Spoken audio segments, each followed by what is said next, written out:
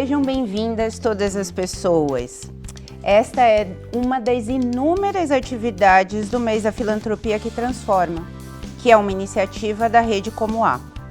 A Rede Como A é um espaço que reúne organizações independentes que mobilizam recursos de fontes diversificadas de origem nacional e internacional, públicas, privadas ou às vezes junto a pessoas físicas, para apoiar lideranças, grupos, coletivos, movimentos e organizações da sociedade civil que atuam em diferentes campos, para promover justiça social, justiça ambiental, os direitos humanos, o desenvolvimento comunitário.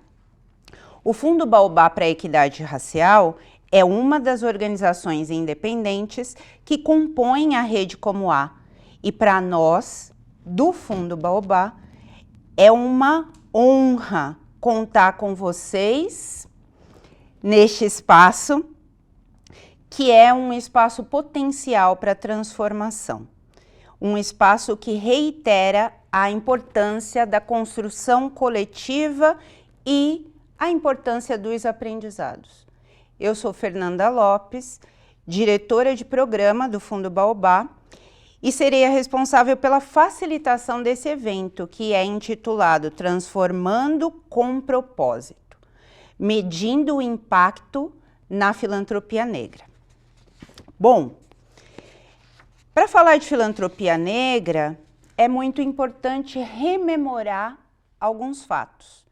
No final do século XIX, no início do século XX, houve o surgimento de inúmeras instituições negras cujo objetivo era a defesa da liberdade, do princípio da dignidade para as pessoas negras, bem como a construção de agendas políticas em defesa dos direitos. Mobilizar recursos e proceder a uma distribuição justa dos mesmos, considerando as necessidades, as expectativas, as soluções propostas pelas pessoas que eram diretamente afetadas pelos problemas que estavam ali à época, era a estratégia usada por essas instituições negras. E era assim que elas atuavam para alcançar as transformações sociais. E foi assim que surgiu, que se deram inúmeros movimentos contracoloniais e movimentos filantrópicos, deflagrados em vários cantos do país. Um dos exemplos mais expressivos desta ação das instituições negras é a Sociedade Protetora dos Desvalidos, uma organização da sociedade civil fundada em 16 de setembro de 1832. Após várias reuniões, várias conversações, vários diálogos, reuniram-se 19 homens negros, liderados pelo africano livre Manuel Vitor Serra, e criaram essa entidade. Uma entidade de caráter religioso, com o objetivo de auxiliar a comunidade negra e promover a compra de cartas de alforria, apoiar africanos escravizados e seus parentes a adquirirem a liberdade. A exemplo da Sociedade Protetora dos Desvalidos e das Irmandades Negras, com o objetivo de enfrentar o racismo sistêmico, fortalecer organizações, grupos, lideranças, coletivos, foi criado o Fundo Baobá para a Equidade Racial, no início dos anos 2000. O desenho do Fundo Baobá para a Equidade Racial foi definido por ativistas negros, negras, a partir de uma ampla consulta feita ao movimento social negro do Nordeste, que criticava a distribuição enviesada dos recursos da filantropia, tanto do ponto de vista nacional quanto do ponto de vista internacional. E também havia um viés que era territorial. O recurso vinha mais para o Sudeste. Naquele momento, no início dos anos 2000, até hoje, ou um pouco antes, lá em 1832 até hoje, é nítido os desafios a serem enfrentados pela sociedade brasileira, pelos investidores sociais privados e pela filantropia em geral, para que de forma efetiva e intencional possa-se estimular as transformações sociais a partir das suas ações, das ações filantrópicas.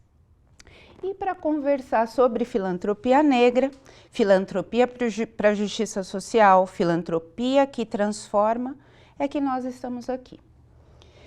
Caroline Almeida, Eli Odara, Lívia Guimarães e eu, Fernanda Lopes, estamos aqui para conversar mais sobre esse movimento que tem propósito. Bom, e agora eu vou contar para vocês quem são essas pessoas que me acompanham aqui. Caroline Almeida, que a gente chama de Carol, é assistente executiva no Fundo Baobá para a Equidade Racial, atua há mais de uma década no campo das organizações sociais. A Carol é bacharel em administração pela Universidade Federal da Bahia. Ela acumula experiência nessa área administrativa, financeira, na área executiva, coisas que dão uma tensionadinha, né, Carol? Em sua vivência no terceiro setor, ela exerceu e ainda exerce funções que lidam com informações, com dados, com gestão financeira, gestão institucional, gestão de projetos, prestação de contas, captação de recursos, agora também com cooperação nacional e internacional. Quanta coisa, Carol! Eli Odara Teodoro. Então, gestora de instituição de ensino fundamental e médio, é tecnóloga em teatro, é produtora cultural, é designer, é educadora, é mobilizadora social, é poeta, é extensionista em direitos humanos, é educadora quilombola. Ela é também educadora no campo de história da África, de cultura negra. Sobre o negro no Brasil, ela está ali, falando um pouquinho de tudo. É licenciada em teatro também pela UFBA.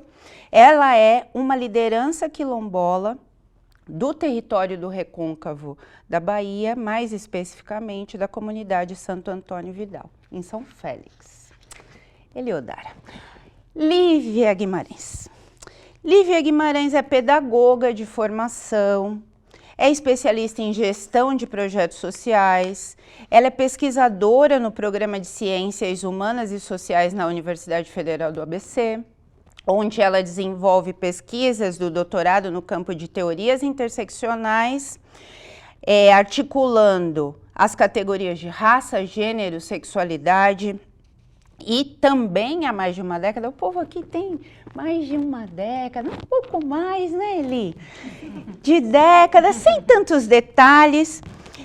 Então, a Lívia, há mais de uma década, também tem atuado como consultora em iniciativas que envolvem monitoramento, avaliação, planejamento estratégico, práticas de facilitação, sistematização de experiências, né, apoio à gestão de projetos sociais, sempre usando as teorias interseccionais como uma perspectiva prática, tanto metodológica quanto analítica. E aí é isso, né? A gente tá rica aqui na nossa roda de conversa. E aí, Lívia, você vai ser a primeira que eu vou chamar para a cena. Vamos lá, Fernanda. É isso. Lívia, as instituições que realizam o investimento social privado no Brasil e em outros países, elas estão experimentando vários processos de mudança, né? Alguns processos foram provocados pelas desigualdades que foram escancaradas durante a pandemia da Covid-19, também em função dos índices alarmantes de violência de toda espécie contra pessoas negras, mulheres, migrantes, defensores de direitos humanos, os povos originários, população quilombola. Outros fatores que têm promovido mudanças aqui nesse ecossistema de investimento social privado é o crescimento da pobreza, a fome, os eventos extremos que se tornam cada vez mais frequentes em relação às emergências, em função das emergências climáticas, ou mesmo dessa aproximação do prazo limite estabelecido naquele compromisso global com a Agenda de Desenvolvimento Sustentável. Então tem muita coisa ali acontecendo, mas isso não significa que as práticas do setor filantrópico não sigam sendo movidas pelas lógicas hegemônicas de quem detém o recurso financeiro e os recursos simbólicos. E aí eu queria que você falasse para a gente, você como uma especialista em avaliação, como alguém que tem trabalhado já há alguns bons anos nesse campo, como que os processos avaliativos podem contribuir para a construção de novos modelos de filantropia? Por exemplo, um que está em voga agora, que a gente tem discutido muito, que é a filantropia da confiança. Fernanda, primeiro eu quero agradecer o convite e estar com vocês, é uma alegria estar aqui nessa discussão que eu considero tão importante, né, pensar uma nova filantropia, uma filantropia que transforma, uma filantropia contra-hegemônica, né? E eu penso que as práticas avaliativas elas podem ser grandes aliadas assim, nesse processo, na medida em que o processo as práticas de avaliação, os processos de avaliação, eles estão sendo cada vez mais convocados, né, a responderem às urgências, né, que a gente tem vivenciado. Acho que a pandemia, você coloca bem, ela escancara isso. Então, a gente tem usado as práticas avaliativas tanto para poder implementar, né, elas têm sido utilizadas e têm apoiado a implementação de ações, de iniciativas. As práticas avaliativas também, elas estão dentro de um contexto, né, de dar visibilidade ao uso transparente de recursos, né? Elas também se colocam nesse lugar. A gente pensa as práticas avaliativas também como mecanismos, né, de aprendizados, né, institucionais, e a gente está falando tanto para donatários quanto para as organizações doadoras. Acho que a gente pensa também as práticas avaliativas numa perspectiva de fomentar cada vez mais as culturas organizacionais responsivas, né? Você precisa dar uma resposta mais rápida, sobretudo nesse momento que a gente vivencia. Então, eu penso que o fato, né, do campo avaliativo também estar nesse movimento, ele pode ser um grande aliado dessa nova filantropia. É nova no sentido de a gente estar conversando mais, né, sobre ela, mas a Fernanda acabou de demonstrar que a filantropia comunitária, uma filantropia que transforma, ela não é tão nova assim, né? Então, acho que a gente tem falado mais, tem exercitado mais dentro do campo filantrópico e as práticas avaliativas podem estar coladas com isso. Acho que há um apelo dentro do cenário, né, do contexto da avaliação, para a gente poder pensar avaliações que sejam mais conectadas, mais adaptativas, né, se a gente puder usar esse termo, às realidades socioculturais, onde o recurso está sendo investido. Então, há isso também. E eu penso que acho que tem um grande conjunto, né, de práticas avaliativas que estão em circulação. E, para mim, uma abordagem muito interessante para poder responder essa questão seria a perspectiva que eu gosto, que é a avaliação participativa, né? Acho que a avaliação participativa ela faz um diálogo muito interessante com essa filantropia que transforma, na medida em que ela se coloca, né, como uma ferramenta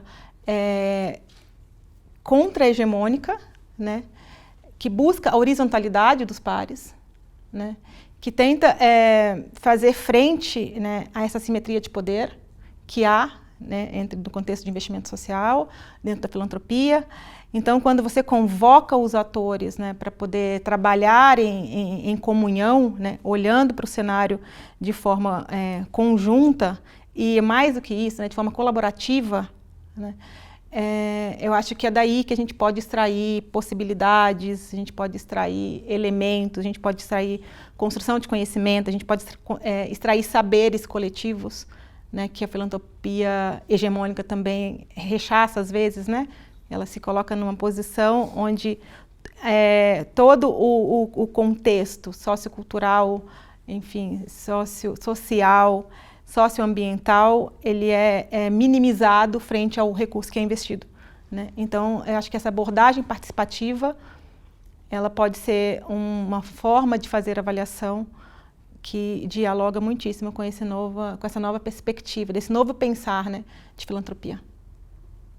Ótimo, muito obrigada. Então, responsividade, participação, horizontalidade e algo que promova aprendizados para um lado e para o outro. Exato. Legal. Carolina, agora é com você e vou direto ao ponto.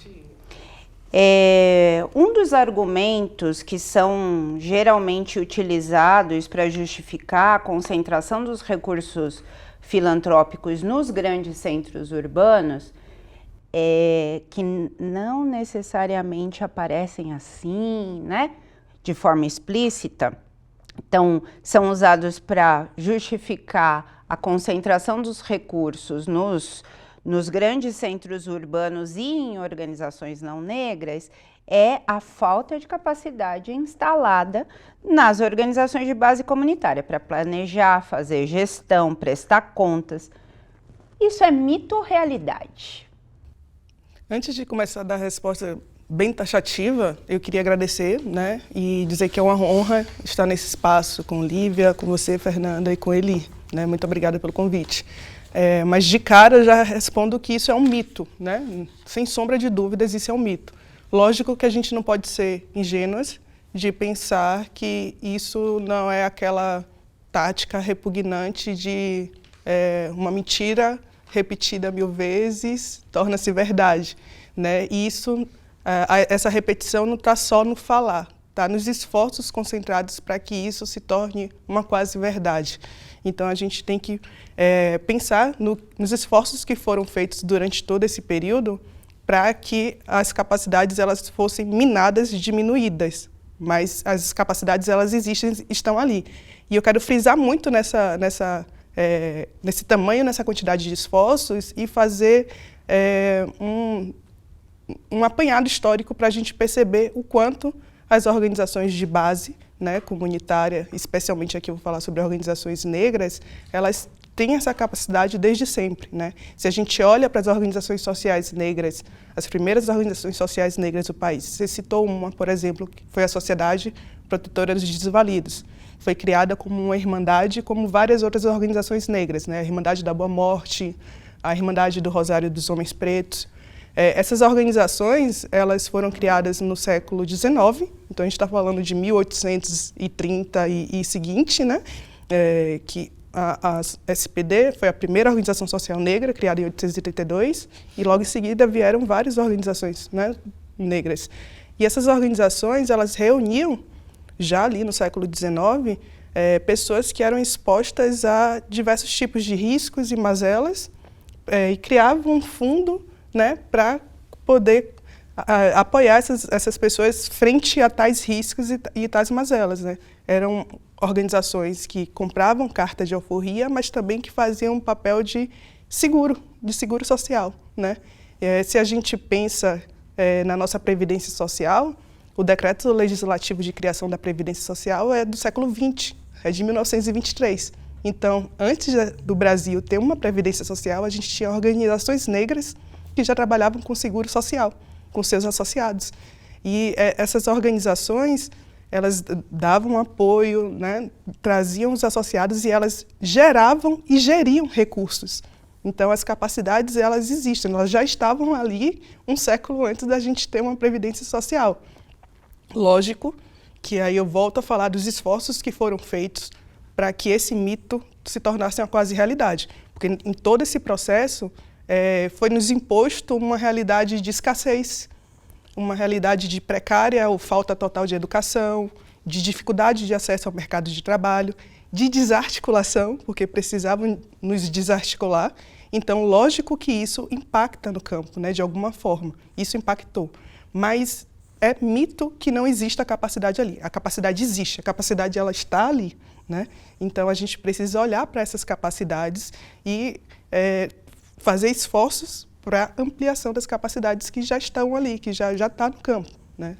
É completamente mito essa repetição sistemática e, muitas vezes, velada de que não existe capacidade nas organizações sociais de base comunitária, especialmente nas organizações negras.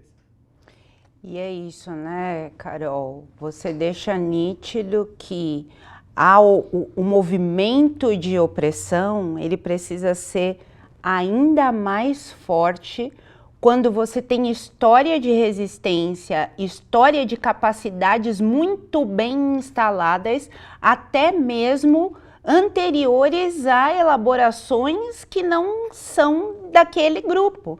Então, a história de opressão precisa ser muito forte para nos fazer acreditar que somos incapazes, né? E para nos colocar naquele lugar de que, no máximo, a gente, quando der, vai conseguir pedir, mas não seremos capazes de produzir, de gerir, de distribuir, enfim. Muito interessante. Eli, agora é com você. Bom, você, como a gente falou antes, eu contei para as pessoas aqui que você reside na cidade de São Félix, que fica ali no território do Recôncavo da Bahia. De acordo com as estimativas, né, o último censo a gente ainda tem alguns números que estão sendo ali validados, mas quase 13% da população que reside na sua cidade se auto-identifica como quilombola. A Coordenação Nacional de Articulação de Quilombos, a CONAC, ela reitera que as associações quilombolas são especialistas em gestão de recursos materiais e imateriais, são detentoras de conhecimentos de tecnologia de alto impacto, porque, caso contrário, não estariam vivos, não estariam na luta, não estariam na resistência, né? Vocês da associação foram apoiados pelo Fundo Baobá num projeto que tinha como objetivo promover a soberania alimentar e a sustentabilidade econômica, social, cultural e ambiental no Quilombo Santo Antônio Vidal. Para as associações quilombolas, como a que você faz parte, que aqui você está representando, o acesso aos recursos financeiros é suficiente? Se fosse só o recurso financeiro, vocês conseguiriam descrever as mudanças que vocês vêm descrevendo nas pessoas, na própria organização e na comunidade? Bom, boa tarde e agradecer, né? Eu acredito, Fernanda, que até o fato mesmo de eu estar aqui hoje só traz esse pensar de que se não fosse a formação, né, a assistência técnica do Fundo Baobá no planejamento, em toda a execução do projeto, em tudo que a gente realizou dentro do edital, com esses cursos de formação, a gente não tinha desenvolvido um trabalho que desenvolveu. Então, pensar em receber apenas o benefício e deixar a comunidade, a associação, sem apresentar os pareceres, sem a cobrança que foi. Ontem mesmo você ainda estava falando comigo, às vezes a gente aperta um pouco, né? E Carol, que foi meu suporte também, né, nesse desenrolar de edital. A gente recebeu, o Fundo Baobá foi o primeiro edital que chegou na comunidade. A gente já está com outro investimento dentro da comunidade, mas o suporte, o primeiro foi uma experiência, né? A gente tem vídeos que nos capacita para poder concorrer a outros editais. A gente teve o suporte da parte contábil com Carol, a gente teve afeto. Bora falar em afeto, porque foi com muita paciência, com uma explicação assim, bem detalhada. Eu estava falando com Fernanda que tem um vídeo dela que parece que ela está falando em câmera lenta, né? Mas aquilo é para ficar bem maçado, é para ficar... Então, essa assistência técnica que nós, enquanto sociedade civil organizada, não encontra. Quantos editais já houve desde que a gente resolveu se reunir enquanto associação? Vários. E a gente só consegue agora, né, com esse edital, que é específico para as comunidades quilombolas. Dentro do próprio projeto, ele é desenhado para as comunidades quilombolas. Quando ela cria eixos, né, para que a gente decida, porque as comunidades quilombolas, apesar delas serem comunidades de negros, elas não são iguais. A gente vivencia problemas por falta de estrutura mesmo dentro da comunidade, mas tem comunidade que já é mais próximo do centro, tem comunidade que é mais distante. Então, quando o Fundo Baobá envia para a gente eixos para que a gente se adeque ao que mais o que mais está dentro do nosso enfrentamento, isso demonstra também um olhar de afeto mesmo, né? Bora ver se a comunidade está... Como é que essa comunidade está e o que é que ela precisa para aquele momento. A gente teve esse edital, e eu acho que as meninas viram mais a minha presença, né? Porque muitos desistiram, porque não dá, não vai. Aquele curso de formação que você fez eu acho que foi para o pessoal que ia cuidar da mídia. Eu consegui que 2 pessoas comparecessem, participassem. Essas 2 pessoas não deu, eles acham... Porque, gente, a estrutura social do Brasil, ela nos diz que não somos capazes, né? Não somos capazes. Então, eu enfrento isso aí dentro da comunidade e faço com que... E trazer esse edital para dentro da comunidade foi grandioso. Porque quando você não acredita, né? Você vai correndo atrás de editais, e não consegue, e de repente você chega. Elas viram todo o agradecimento e tudo que foi o desenvolver esse trabalho dentro da comunidade.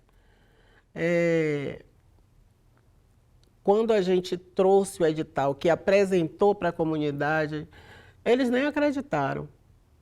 E agradeceram, né? Mas trabalhar na terra, nosso projeto todo foi voltado para a agroecologia, né? A gente trabalhou contra o agrotóxico, que é aquilo que é o maior enfrentamento nosso, né? Mas também dentro disso aí a gente colocou oficinas.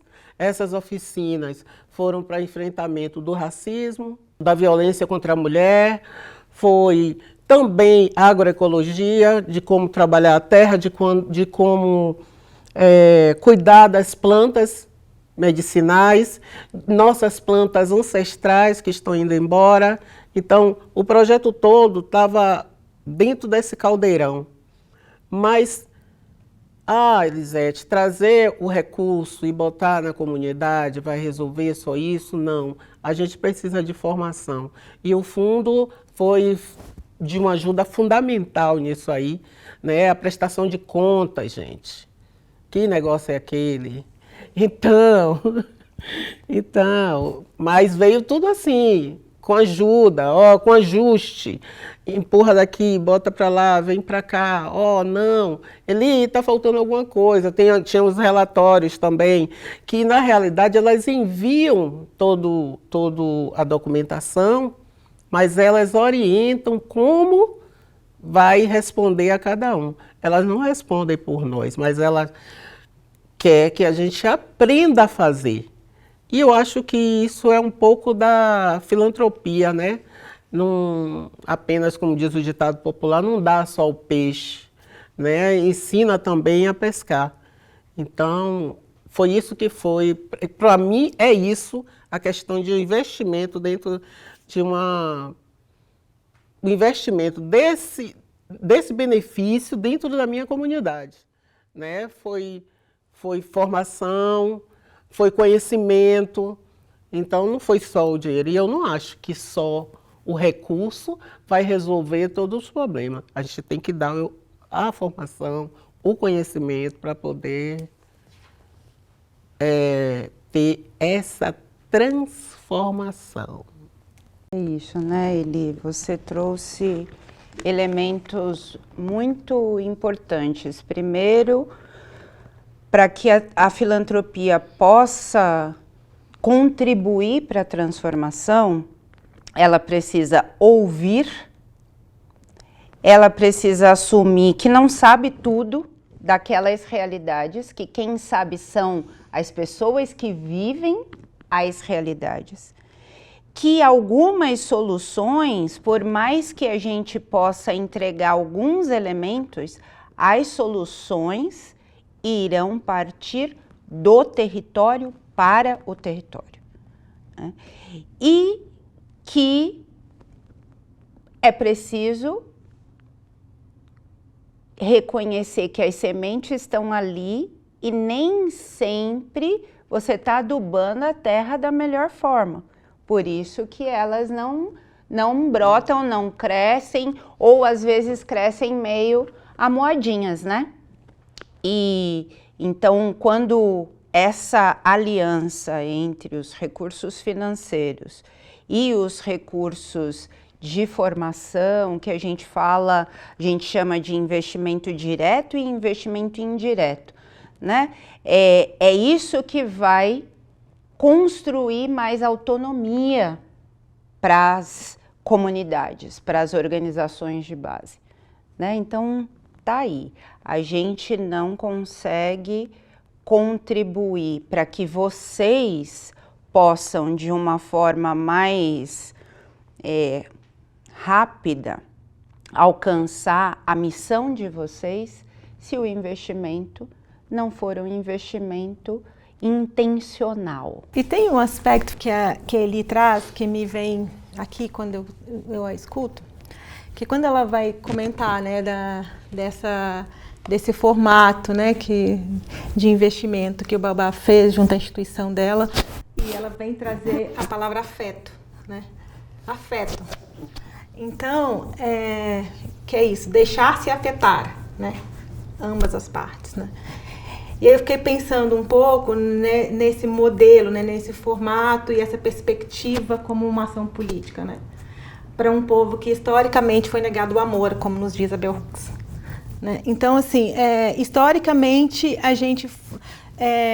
o povo preto está sendo condicionado a pensar sobre outras perspectivas que não o amor, né? Então, quando você tem uma instituição, né, como o Baobá fez com vocês, que se propõe intencionalmente, né, a atuar naquela organização de uma forma afetuosa, então a gente muda, né, a perspectiva de compreensão, assim, né, porque o amor também alimenta, né, ele é uma forma de alimentar, né? Então, quando você se dedica a atuar numa instituição de uma forma confiante, com confiança, que também é algo de processo, é algo de relação, né?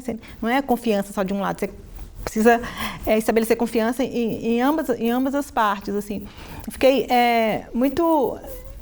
fiquei reflexiva, assim, sobre esse aspecto, né, de como que é interessante pensar um modelo de investimento que se utiliza do afeto para fazer a sua intervenção. Eu acho que é uma forma contra-hegemônica completamente, né, contra-colonial, assim, porque vai levar afeto para um povo que historicamente, né, o afeto é negado, assim. Então é um exercício muito diferente, né, de se pensar o investimento e não só para quem doa, mas também para quem recebe, né. Então, acho que fiquei um pouco nesse diálogo assim comigo aqui.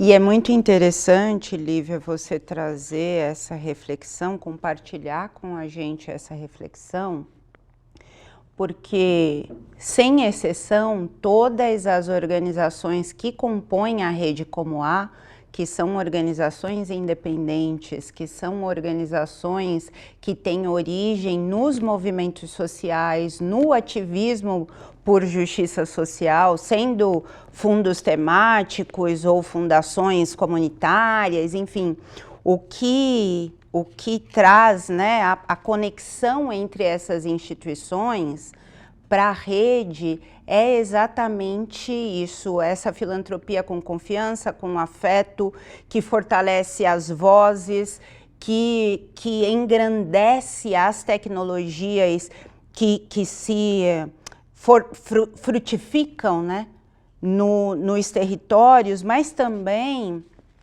que é uma filantropia amorosa e muito crítica. Porque você trouxe a Bell Hooks e ela fala sobre a criticidade do amor e a criticidade das mudanças, né? Então ela coloca que o amor é um instrumento de justiça social, porque você não é capaz de amar se você não for capaz de reconhecer as singularidades, de reconhecer as necessidades, as suas expectativas, as expectativas do outro, e se você não for capaz de construir um ambiente favorável para que tudo isso frutifique.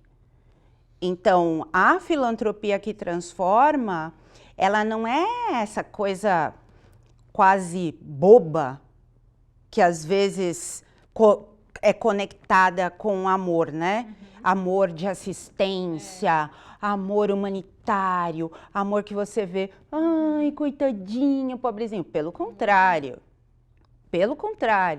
é algo que te incita a mudar, né? E é sobre isso que eu queria que você falasse um pouquinho mais, e aí a gente também pode ir trazendo aqui, que é esse processo de mudança, né? Então, esse ambiente que a gente está discutindo agora promove mudanças nas pessoas, nas práticas, nos comportamentos, nas atitudes, promove mudanças nas organizações, na qualidade do serviço que elas prestam à comunidade, na forma como elas se organizam, como dentro das organizações se pensa em tomar decisão, como se pensa os processos sucessórios, né? Isso tudo é o que move, ou que deveria mover, essas ações conscientes e intencionais da filantropia. Mas a gente tem mais contradições, né, nesse campo, porque o investimento social privado, em especial no Brasil, mas não só, se prende muito nos grandes números, né? Ainda que as doações nem sejam tão volumosas assim, o que se quer mesmo são os grandes números, porque é impacto. E usam a palavra assim, errada, né? E daí tem esse aspecto, né, que o termo impacto é um termo que está em disputa, né, e ele não está só em disputa dentro do campo avaliativo, mas ele está em disputa em outros lugares também. Mas como a gente está falando aqui especificamente do contexto de avaliação, né, que usa-se muito, né, avaliação de impacto, eu acho que é importante que as partes, né, que estejam envolvidas nos processos, nas iniciativas, nas ações, elas combinem, né, o que medir, né. Acho que tem um outro aspecto também nessa perspectiva, né, sobre o que medir, o que é importante, e nessa perspectiva de pensar a avaliação como uma ferramenta que pode apoiar, né, os processos de transformação. Tem esse lugar da escuta, né? Acho que a escuta é algo que a gente já passou por aqui, é uma avaliação dialógica, né, uma avaliação de escuta com as populações, né, com as minorias políticas, historicamente excluídas dos processos de poder de decisão. Tem um lugar que a gente chama de escuta regenerativa, né, que é onde o investidor ele escuta, né, também a outra parte, né, quem vai receber o investimento, e ele se transforma também a partir da escuta da parte conseguinte, né? Então, assim, acho que esse movimento de pensar uma escuta regenerativa, ou na perspectiva que a gente também usa, numa escuta hospitaleira, né? Numa escuta outra, assim, escutar com atenção, se transformar e pensar, a partir da sua transformação, como é que você pode transformar ou apoiar na transformação, né, dos territórios, das comunidades, das pessoas que estão envolvidas e das organizações que estão envolvidas desse processo. Então, para mim, eu considero que o que medir, ele é algo bastante, uma perspectiva muito de construção, assim, ele é algo do construir, né, com as partes que estão ali, que podem pensar o que faz sentido medir, mas sempre, eu acho, com esse horizonte de pensar a transformação social, e para mim também, eu acho que eu gostaria de marcar esse lugar do aprendizado, né, do aprendizado institucional, que a avaliação possibilita para todo mundo que está envolvido. E tem uma coisa, Lívia, que você trouxe, que para a gente é muito importante, para a gente do Fundo Baobá para a Equidade Racial, mas também para os demais membros da Rede Como A, que são as diferentes estratégias, os diferentes mecanismos, os diferentes instrumentos utilizados para promover essa escuta ativa. E as diferentes estratégias para ir incluindo os sujeitos da nossa ação num processo que é de avaliação, que começa com monitoramento e que culmina com a avaliação para a qual normalmente, né, a gente precisa ter pessoas de fora, externas ao Baobá, mas é participativo em diferentes etapas, né? É participativo desde que nós vamos elaborar um edital, porque, e a Eli trouxe isso, vocês no edital que a gente participou tinha eixos, e aí a gente ia desenhar o projeto de acordo com aquilo que mais fizesse sentido para a comunidade, mas porque a gente tinha feito um movimento de escutativa antes. Na verdade, vários movimentos de escutativa antes.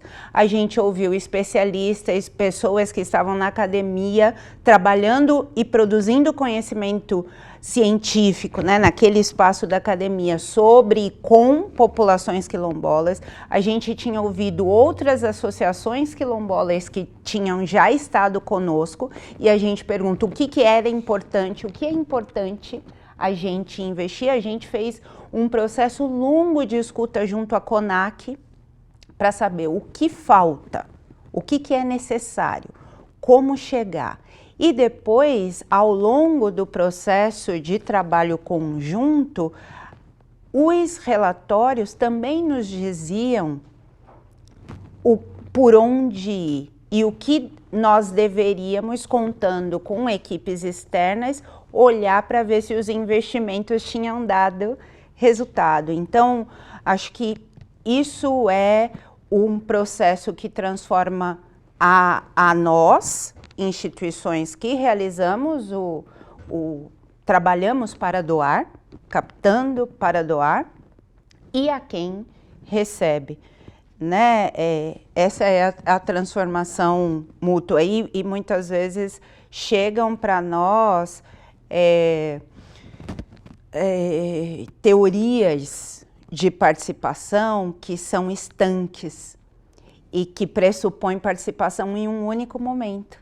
E que não precisa ser assim. Pode ser por diferentes, a horizontalidade se constrói na prática, por diferentes estratégias. E eu queria devolver, Carol, trazer você de novo aqui para o baile, porque em 2018 o Fundo Baobá realizou um levantamento com mais de 100 organizações do movimento negro e verificou que mais de 80% daquelas organizações que responderam o nosso levantamento, mais de 80% atuava com recurso próprio. As pessoas colocavam do seu próprio recurso, do seu salário, da sua família, para fazer o enfrentamento ao racismo. Recentemente, um estudo realizado pela Iniciativa PIPA, que discute democratização do acesso aos recursos da filantropia, trouxe resultados muito semelhantes, aí pensando nas organizações periféricas, nos grupos periféricos. A gente estava trabalhando só com o movimento negro e eles ampliaram um pouco mais, mas a gente sabe que as organizações periféricas são prioritariamente negras. E aí, em 2018, em 2022, das quase 900 ali iniciativas que o Baobá já tinha apoiado ao longo dos anos, né? A gente começou a apoiar por meio de editais em 2014, até 2022 foram quase 900 iniciativas financiadas, cerca de 60% das organizações, dos grupos, dos coletivos, das lideranças responsáveis por iniciativas que nós estávamos financiando, nunca tinham tido acesso a recursos da filantropia nacional ou internacional. E aí minha pergunta para você nesse cenário, democratizar o acesso aos recursos é só abolir prestação de contas? O que precisa mudar nas estruturas, nas práticas das instituições que doam para a gente transformar essas realidades, né? Para a gente garantir que essa intencionalidade do afeto. Conta aí. Então, Fê, abolir a prestação de contas não resolve o problema, né? Essa não é a solução. Eu entendo nesse momento que o que a gente precisa abolir são algumas práticas que a filantropia tradicional vem reproduzindo ao longo desse caminho, porque a filantropia tradicional também reproduz coisas hegemônicas. Então, a gente precisa que a filantropia tradicional entenda mais o campo, né? Trabalhe mais com, de fato, uma doação de confiança, que foi que a gente estava falando aqui, né? Na minha resposta anterior, eu falei sobre os esforços que foram feitos para aquele mito da falta de capacidade se tornar quase uma verdade. Então, eu entendo que a filantropia tradicional agora ela tem que concentrar esforços no movimento contrário, né? De ampliar as capacidades das organizações, dos apoiados, né? Dos coletivos, dos movimentos. Então, a filantropia tradicional tem que entender que é preciso investir dinheiro e também um tempo de qualidade, né? Para estar junto e entender de fato o campo, né? Trazer esse suporte, esse apoio para quem está ali executando suas atividades, o que tiver de ser executado. A gente tem a filantropia tradicional e a gente tem que tomar esse cuidado e colocar sempre isso em debate para que a filantropia ela pare de reproduzir essas práticas, né? A gente vê práticas muito hierárquicas de um desequilíbrio de forças tremendo, né?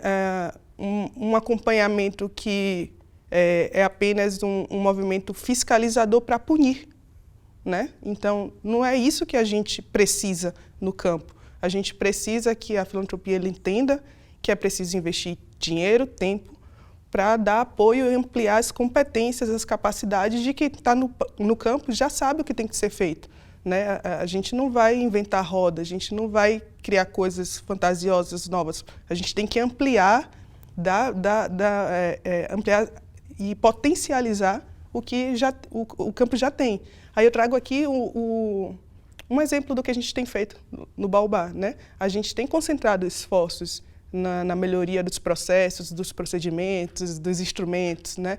A gente tem concentrado esforços em estar junto com os nossos apoiados, né? Porque atender demanda social, esse alinhamento em atender demanda social, uma eficiência operacional e sustentabilidade, né, das organizações, isso é super possível, né? Então a gente precisa estar junto.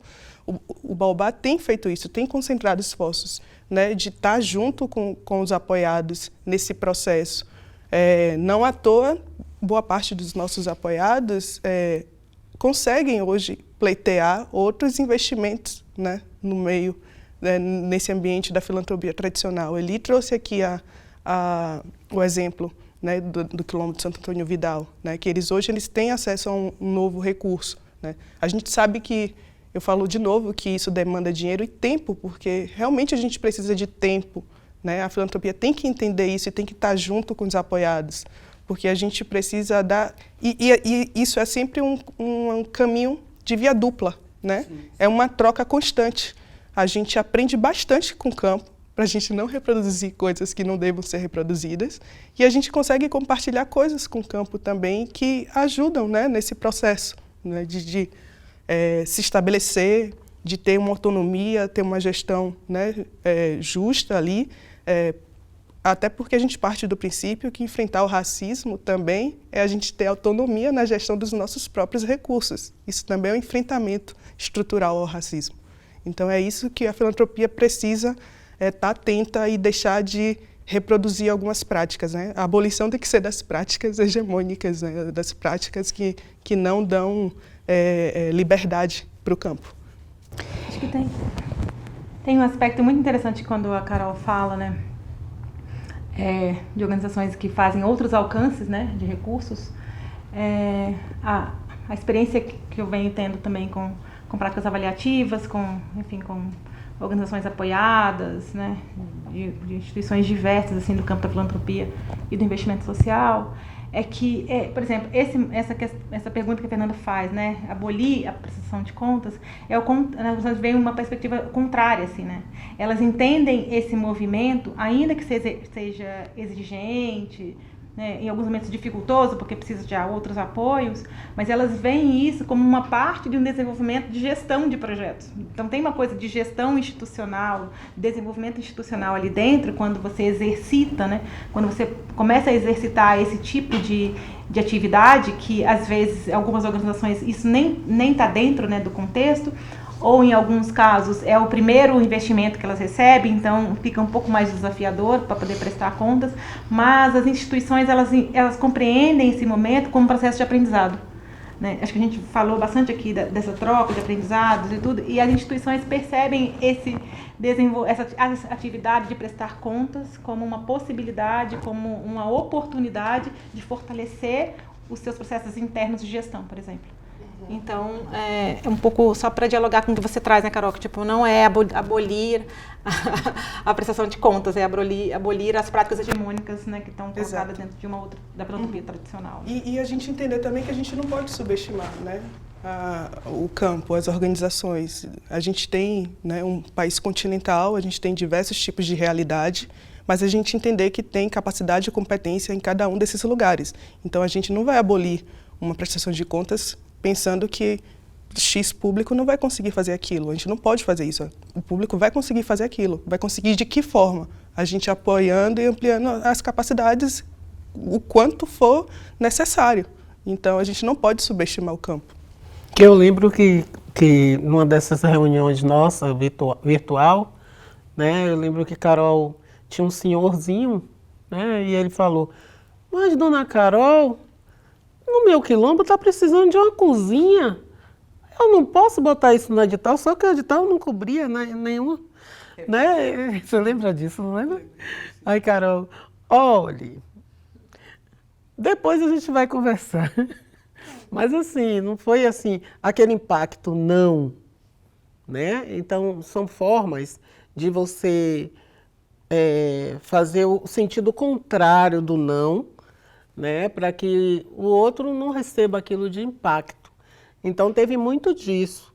Quando eu falo que a gente iniciou e teve essa situação da mudança de diretoria e que não foi só isso, teve outras questões também que a gente não conseguiu nesse dia, calma, Eli, bora para o outro lado, bora resolver de outra forma. Então, e não foi só eu, em outras reuniões virtuais, eu vi outras instituições também, né, e ela garantindo um retorno, não naquele momento, né, mas ela garantindo o retorno, eu vou te procurar e vou conversar com você. E aí, quando eu falo dessa questão do afeto. E vocês trouxeram, mais uma vez, pontos super importantes. Então, a Carol falou sobre a necessidade de revisar processo, procedimento, norma, que foi reiterado tanto pela Lívia quanto pela Eli. E tem um ponto que acho que é muito importante também colocar aqui, e Carol pontuou isso, enfrentar o racismo, atuar como uma instituição de filantropia para a justiça social, que se compromete com o enfrentamento ao racismo. No caso do Baobá, nós somos uma instituição negra, nós nascemos, né, em função da existência do racismo, que nos impedia, inclusive, de acessar recursos, mas nós nascemos com a missão de captar e de fazer com que ele chegue em organizações negras. Mas há outras instituições que não são negras, que estão assumindo responsabilidades pela transformação social, que não vai acontecer sem enfrentar o racismo. Mas enfrentar o racismo é promover a autonomia das organizações, dos grupos, dos coletivos, das lideranças negras.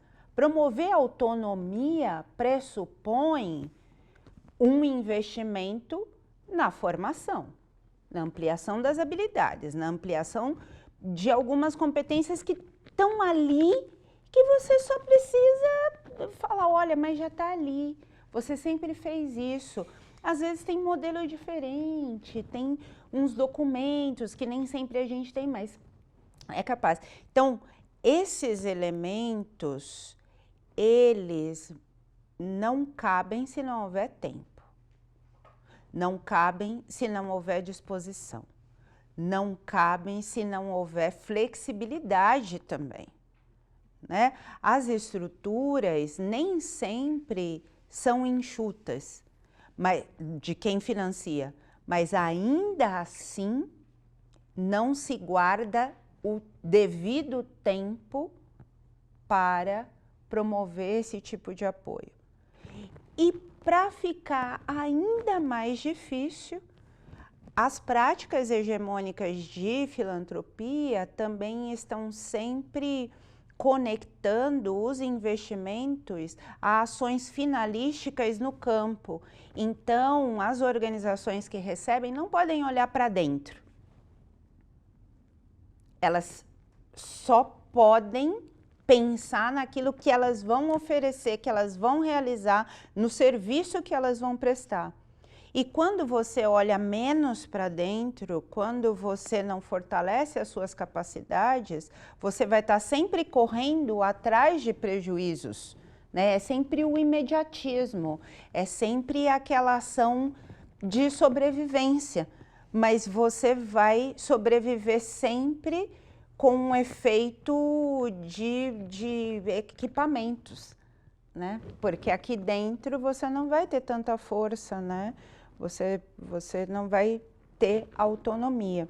Então, isso também é algo muito importante, porque a filantropia hegemônica investe pouco no fortalecimento e no desenvolvimento institucional, diretamente, com recursos disponibilizados diretamente para isso e uso livre, mas também com esse outro tipo de investimento que é do pegar na mão, porque às vezes a gente precisa disso, né?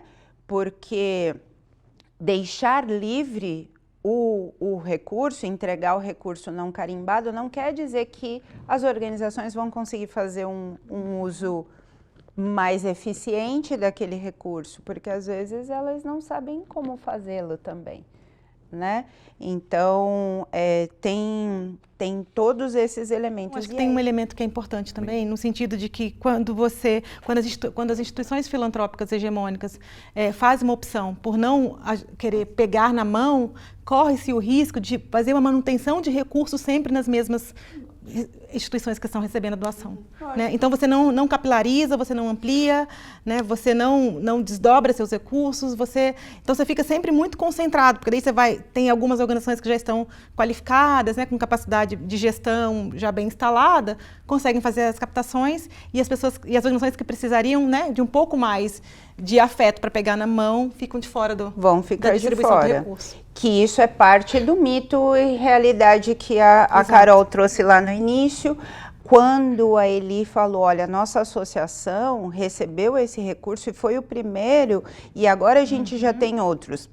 E no Baobá, atualmente, cerca de 93% das organizações apoiadas pelo Baobá hoje nunca receberam apoios do Baobá. Então, porque é isso, a nossa obrigação é chegar onde nós não tínhamos chegado antes e tentar chegar também onde outros ainda não chegaram. Então, são muitos os desafios. E aí, para a gente já ir, assim, eu sei que está aqui super legal, a gente agora que está, né, mais solto, mas a gente já está aqui a ponto de ir fechando nossa conversa, mas Eli, eu queria que você trouxesse,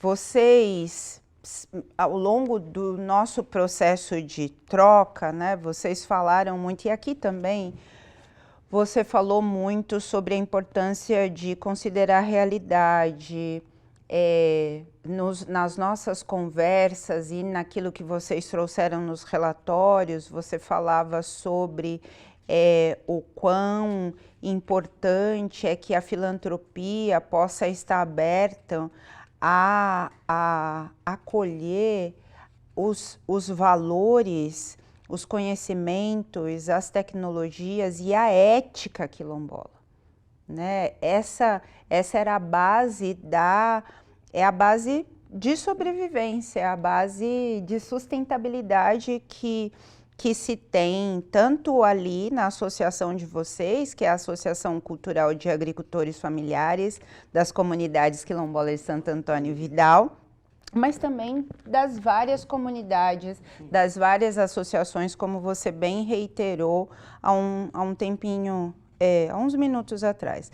E aí, se você fosse falar para quem está aqui nos ouvindo, para nós, mas também para quem está assistindo, se você pudesse listar algumas recomendações para as instituições filantrópicas, recomendações também para as instituições públicas que apoiam, né, ações da sociedade civil organizada, para que essas ações de apoio possam efetivamente promover transformação social, transformação comunitária.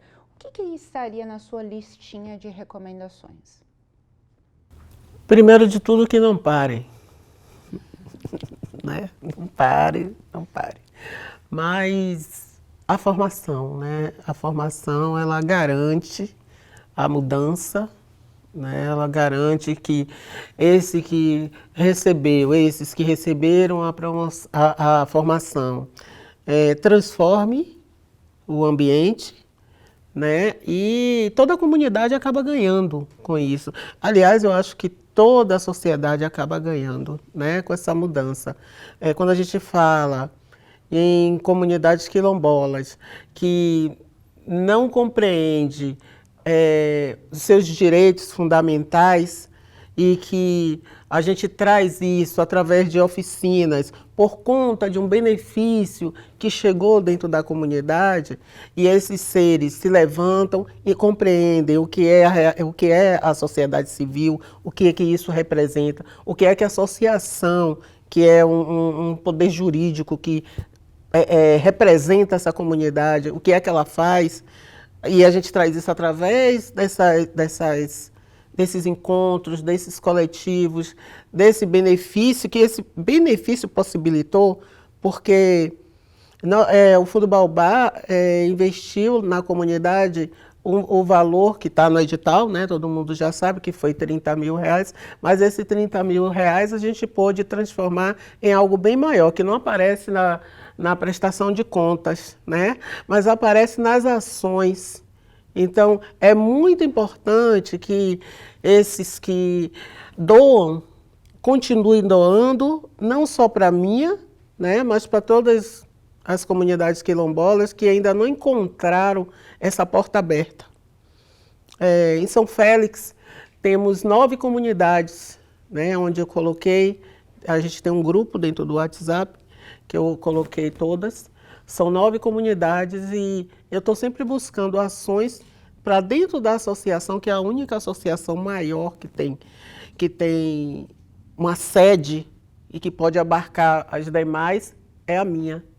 Né? Então, eu peço que não parem, porque a gente quer continuar, a gente quer crescer, e a partir do que foi nos ofertado desses cursos de formação, a gente quer passar isso, a gente vai fazer isso através de outras oficinas, e eu quero que saiba que isso germinou, virou uma semente, e que a gente vai continuar. Então, se minha comunidade tem a semente que vai florir em outros lugares, imagine se todas as comunidades recebessem essa semente. Então, que eles não parem, não parem, não parem. Que não pare, que chegue com calma, que chegue respeitando esses saberes, essa semeadura que já aconteceu. Quando se fala em formação, a base da resistência negra é a história oral. Então, quando a Eli fala da formação, ela não fala de uma ausência de conhecimento anterior, mas ela fala da importância da força da palavra. A palavra transforma. E como a palavra chega, ela transforma mais ainda, né? Porque às vezes é uma palavra que bloqueia e outras vezes é a palavra que emancipa, que amplia. Então, chegar assim é diferente, né? E quando a gente fala em formação, a gente está falando em um conhecimento técnico, né? Porque o conhecimento a comunidade tem, né? Ela só não sabe desenvolver essas técnicas para que consigam avançar. Porque quando a gente fala em agroecologia, eu me lembro aí daquele Antônio, que é quilombola, ele fala muito sobre isso, que dentro das comunidades quilombolas tem muito conhecimento, mas o homem branco veio, pegou tudo, levou para ele e colocou o nome que ele queria, né? O trator, quem inventou foi dentro das comunidades, dentro das senzalas se inventou aquilo. Aí pegou eles usavam uma coisa com madeira, né? E aí ele pegou aquela coisa que eles usavam com madeira, levou para a indústria, colocou o nome deles e surge. Então, dentro das comunidades quilombolas e em comunidades pretas, tem potências que precisam dessa formação técnica para você ver que quando um jovem negro ou um jovem quilombola alcança outros espaços, é sempre empreendedor, né? É sempre para ele empreender. Muito difícil quando eles conseguem esse conhecimento deles apenas se contentar em ficar apenas em um espaço. Eles começam a empreender, então é muito bom investir em conhecimento técnico a partir desses editais, a partir dessa forma como o Baobá trabalha, e que a gente continue recebendo esses benefícios. E aí eu quero ir trazendo pontos aqui para a gente já fechar e vou dando uns espacinhos e estejam à vontade para irem trazendo elementos, outros elementos também.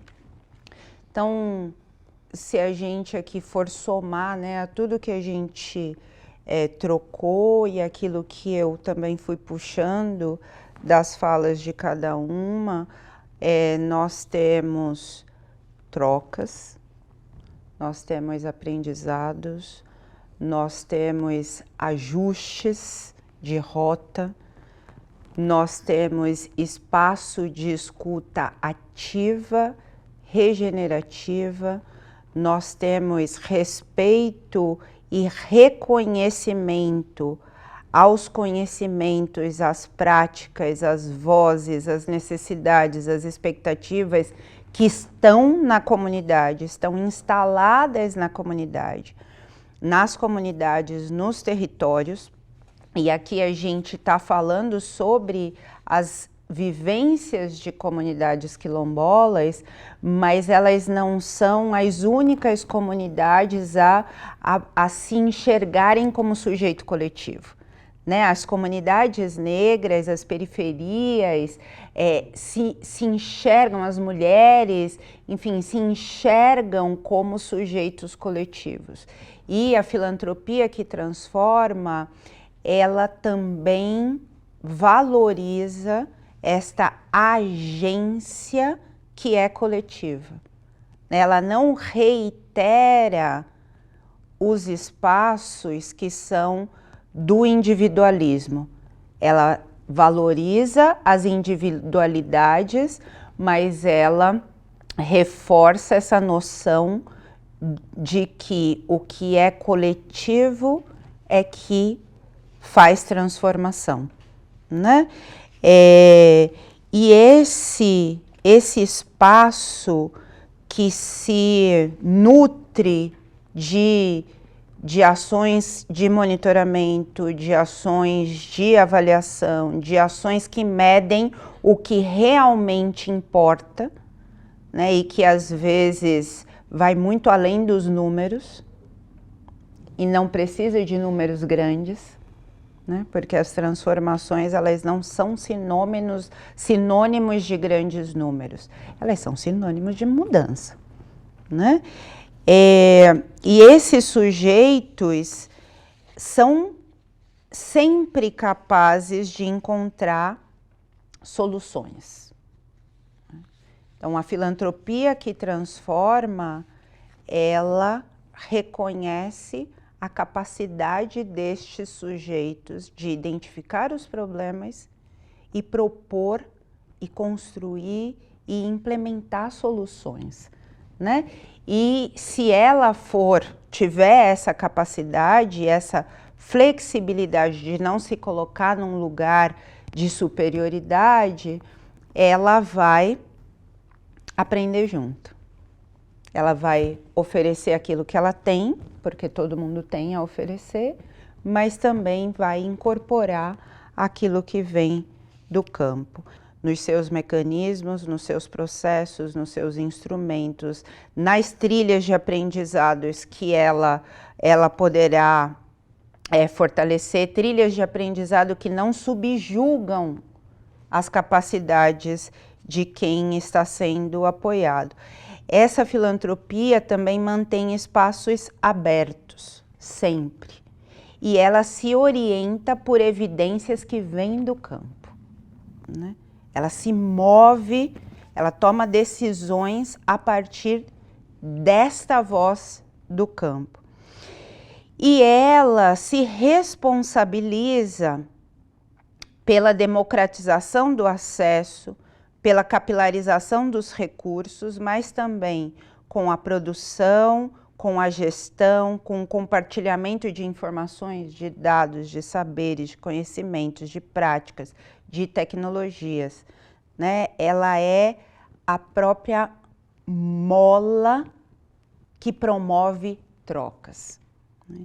Essa filantropia que transforma, ela também fortalece as narrativas das bases. Então, ela reforça essa agência dos sujeitos.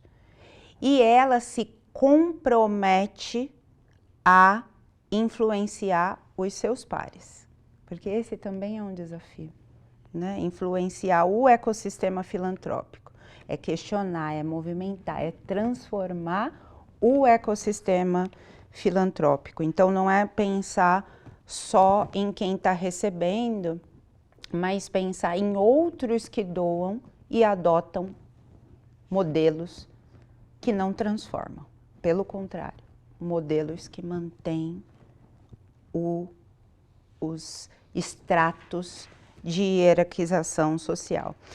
E esse tem sido o compromisso, né? O compromisso do Fundo Baobá para a Equidade Racial, o compromisso das instituições que compõem a Rede Como A, que doam por meio de editais de concurso de projeto, de apoio direto, com fundos ou ações emergenciais, com carta convite, enfim, com apoio direto e portfólios de doação, alguns que doam por demandas espontâneas.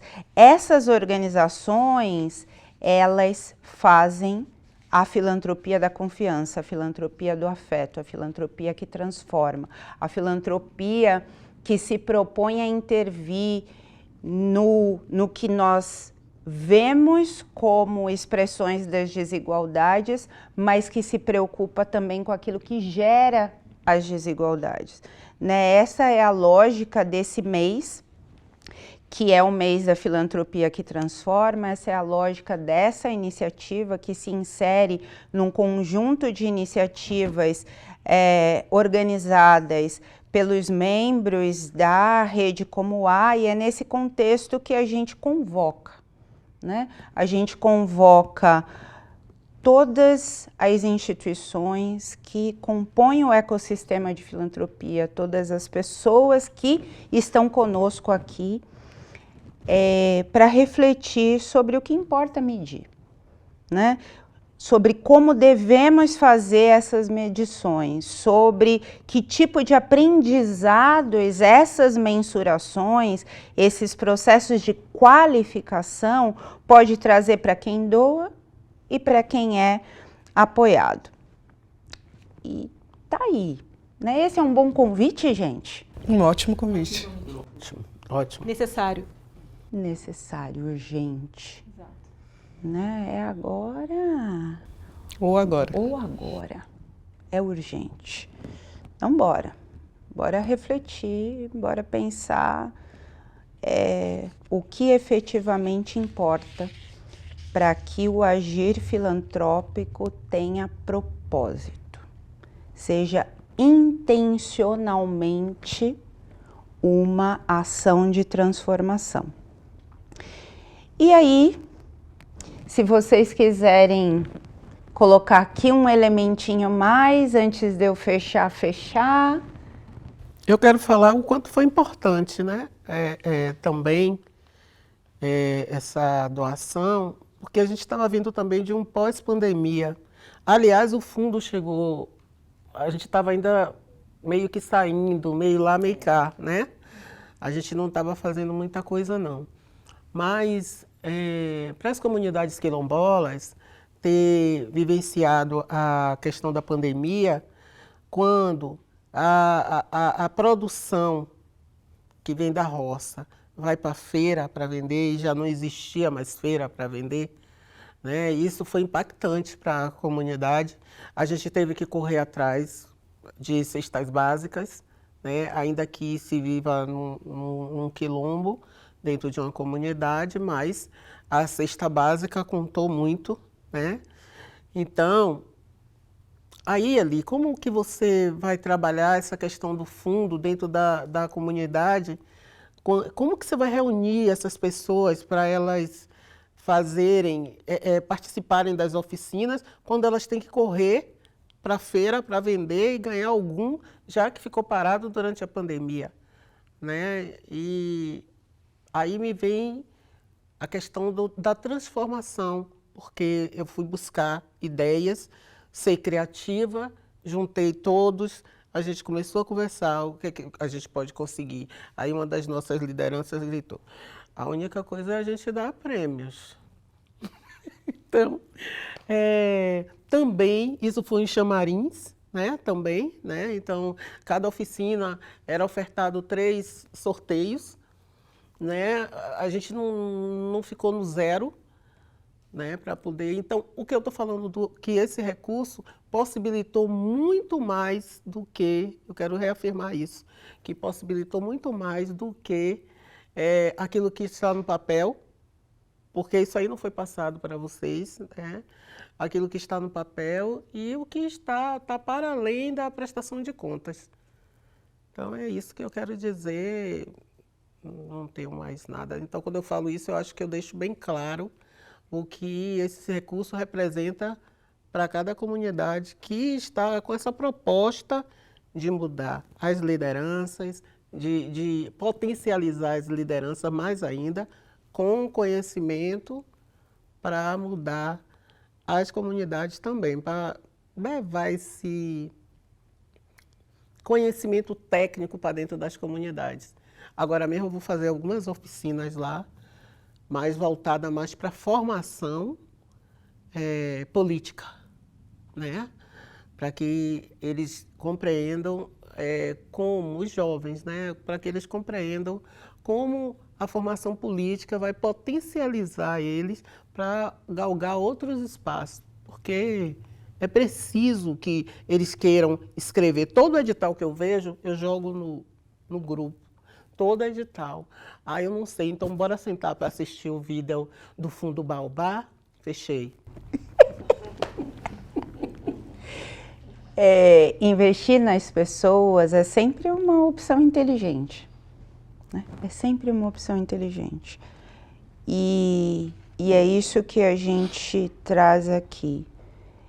São as pessoas que transformam, são as pessoas que mudam as realidades, são as pessoas que reordenam as suas instituições, são as pessoas que constroem soluções para aquilo que está sendo apresentado como um grande desafio para a comunidade.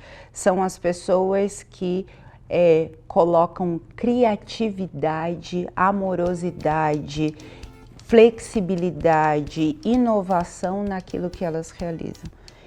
E uma filantropia que não olha para esses sujeitos nunca olhará para os direitos, porque não existe direito sem sujeito, nem sujeito sem direitos, né? Então, a gente quer agradecer muito a vocês pelo aceite ao nosso convite, por essa conversa incrível.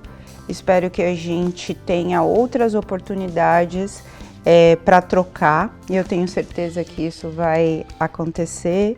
A gente agradece todas as pessoas que nos assistem, a gente agradece a todas as pessoas envolvidas na preparação, na realização desse evento. Foram muitas mãos que neste momento não aparecem aqui, né? Mas foram muitas mãos, muitas cabeças, muitos corações que fizeram com que esse evento fosse preparado com carinho, fosse realizado com o sucesso que a gente já considera que ele tem.